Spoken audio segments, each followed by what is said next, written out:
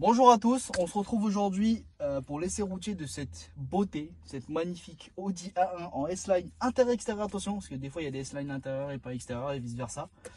Démarrage sans clé, pédale de frein comme d'habitude, juste réajuster un tout petit peu mon siège, bam. Voilà, il démarre au quart de tour. Ceinture pour plus de sécurité, faut faire attention. Vous avez vu la configuration, je vous ai envoyé la vidéo extérieur-intérieur. À savoir que la voiture a 113 000 et des poussières. Vous avez une toute option, hein. Vous avez l'essai chauffant, c'est quand même le plus important. Regardez, je l'active quand même. La clim bizone, vous avez les rétros qui sont électriques, les feux, les radars, vous avez vraiment tout. Boîte automatique bien sûr. De toute façon, chez Audi maintenant, c'est limite indispensable. Donc le but de l'essai routier, c'est vraiment de s'assurer que tout va bien sur la voiture, qu'il n'y a pas d'anomalie sur le compteur. Que la voiture n'a pas de réaction bizarre, hein, quand vous lâchez le volant par exemple. Les suspensions, quand vous tournez, la colonne de direction, vraiment vérifier que tout va bien sur la voiture. Et ça va être le cas dans tous les cas.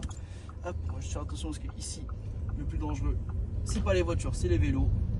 Vous voyez les portes qui se ferment automatiquement. Vous avez le beau volant mais plat. Moi franchement, Audi, pour moi, ça fait partie de ceux qui font les plus beaux volants personnellement. J'aime bien les M, hein, mais je le dis quand même pour Audi. J'ai eu un de mes clients, il m'avait ramené une S3 avec un volant full intérieur, vous savez, en carbone avec un peu de surpiqûre. C'était magnifique. Mais celle-là, déjà d'origine, elle est belle, hein, franchement. La voiture, elle est archi confort à conduire. Le volant, regardez, il est super souple. Sur la ligne droite, je vais lâcher le volant pour voir, bien pour vous montrer qu'il n'y a pas de para ou quoi que ce soit à faire. Tout est vraiment souple à conduire. Hop, on va quand même s'arrêter au stop parce que sinon, je crois que c'est 4 points. Tac. Vous allez voir, on est sur une version 116 chevaux. Sur la ligne droite, je vais quand même appuyer. Vous allez voir, bon, je ne vais pas lâcher le volant quand j'appuie, mais quand même une bonne petite reprise. On va freiner.